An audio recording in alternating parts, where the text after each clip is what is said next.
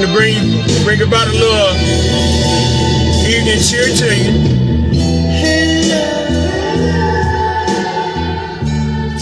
And what I might have to say on my way to my chosen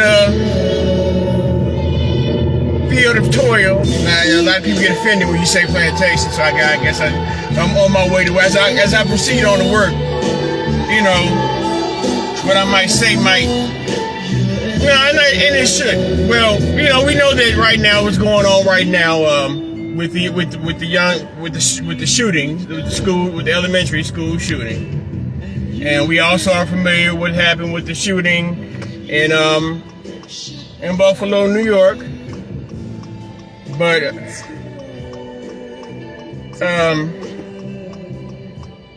even in the midst of all, because what I've been seeing as of late, as of today and yesterday, and I mean, and who am I to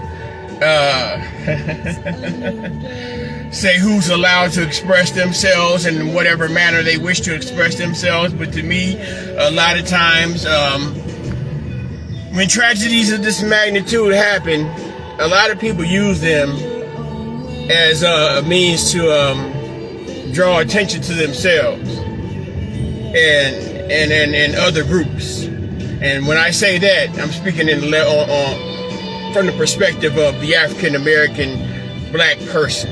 You know, sometimes it seems to me that they'll put on a much more dramatic emotionally driven, dramatic performance when it's others who have suffered a tragedy or a mishap than when it comes to their own individual group.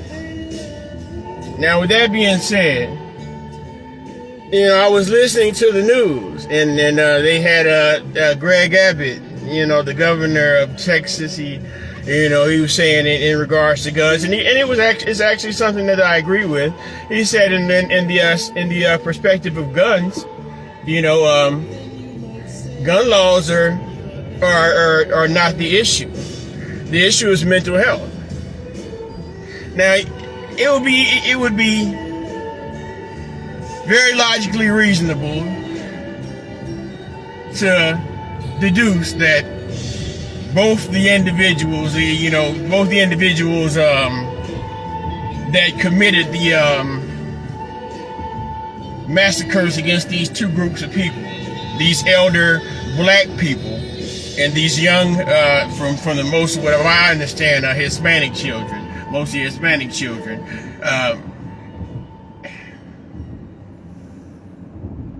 You know, it could be easily discerned that those individuals might have had a mental issue, especially when I look at it and look from the perspective of the elementary school shooter, the Ramos kid, Romo. He wanted to be Romo, so the one in Texas. Now, I think he might have had a mental issue, but the mental issue that might have been, and I mean, it's not even written in the system as a mental issue because it is the system itself. The kid that acted in the Buffalo incident, his 180-page manifesto made it clear in what he wanted to do. But I'm getting off of what I really want. I'm trying to center on this in regards to children. The governor said that it's not so much the gun laws, it's mental health.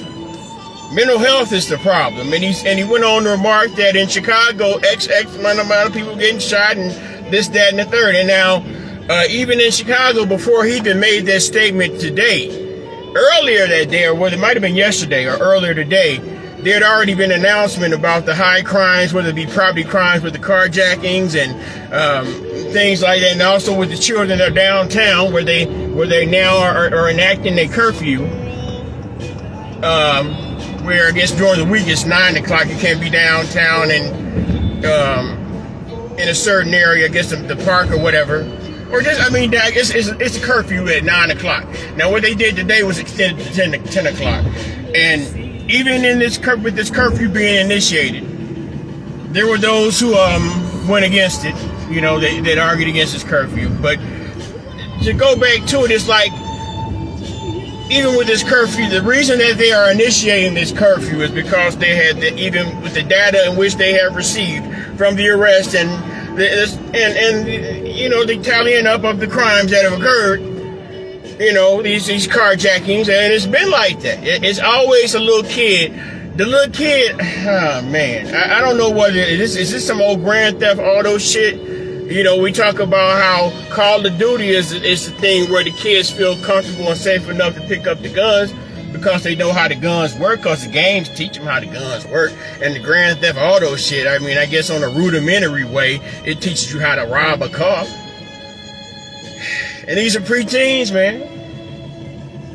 But, you know, it's like, well, I go back to say, well, you know, it's like, how do they view our children, you know? And it's like, when it's a non-black child, so I won't feel it, so it won't seem as if I'm picking on any specific other ethnicity outside of black. Whenever it's a non-black child, it seems that there's extra precious special care and attention played upon them. Meanwhile, it's like, when it's in consideration of the black child, the African American black child, the nigga baby, it always seems as if but what in my mind can I perceive? Can I put together where it may be the best description of how I can see it? Like, let's say for example you got a rat, and a rat has babies. Society seems to look at those as the African American black child, the Negro, the nigga baby, as a baby rat. You know, that type of compassion it has for it. Like, cause you look at it like this. You know, these children,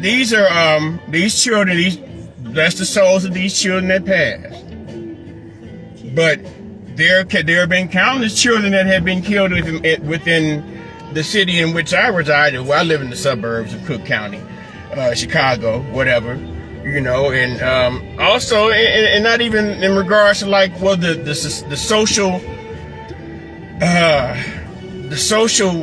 the mental damage that is done on a grand social scale to these children, where they would have to feel as if they have to react violently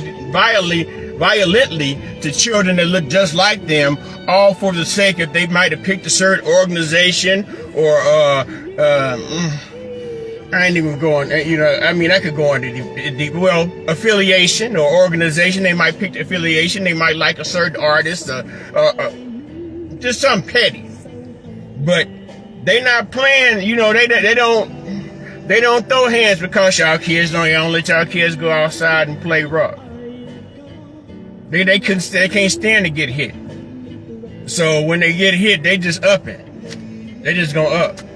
And they got, you know, they talk about ghost guns. It's not, I refuse to believe. It is not my opinion that these are mostly ghost guns. What up, Crow? What up, Brother Lewis? Yeah, these is not specifically for ghost guns. These are guns that are just, as far as Chicago is concerned, Illinois is concerned, they say that they plant these guns here. They say, you know, this has been a widely known rumor that the guns are planted in the city. And there's also been a widely known rumor that it is not always that it's not just other black kids killing off these black kids, but other groups disguised as that's going on my nigga Alex Jones shit. But never my black Alex Jones shit. Probably Mr. Lewis. I told you earlier. This is the word I use frequently. I use the N-word frequently. I embrace the N-word. I bask in the glory of a nigritude, of niggalation. I'm niggalated.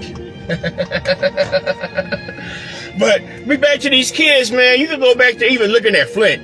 Look at Flint, man. You know, you got the kids, they got to drink the water that might be making them mildly retarded, man. And that's real shit. They tell you that on you know, but Obama, he got up there and he took a sip. You know, it's just, yeah, I remember that video when Obama went up in the Flint and drank that water in front of all them people. Like it was good.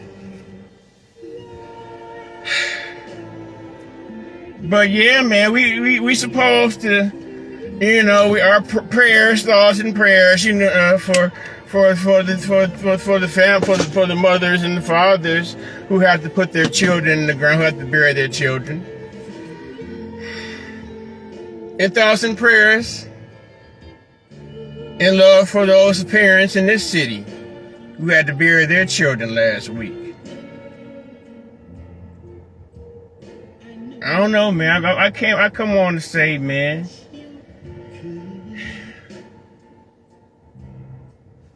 if we don't get to the point where we put ourselves in a position that, okay, either we're going to preserve ourselves in spite of those who might seek not to, pardon me, I got a little cotton mouth, whatever. Preserve ourselves in the midst of all adversity, and stop trying to cater for other groups, and stop putting ourselves in a position to be utilized and manipulated by other groups of people. Are we going to do that?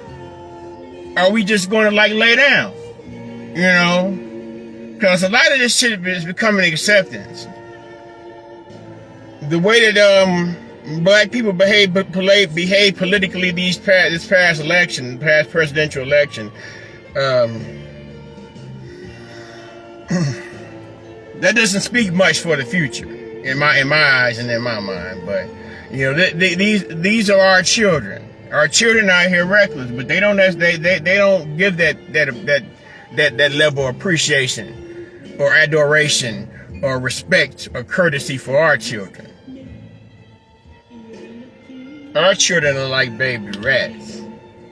You know, and y'all done heard a lot of the more educated black folks and out here have heard the story about how they did the projects where they put the rats in the box and socialized the rats, and then the rats just turn on each other and start eating each other.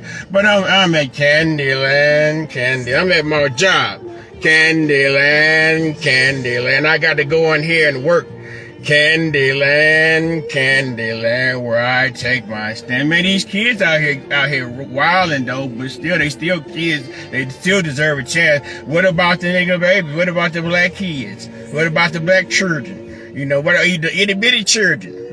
You know, they want to know what causes kids to kill. It's social conditions, baby. It's social economic conditions, and it also, then those social economic conditions impact them psychologically.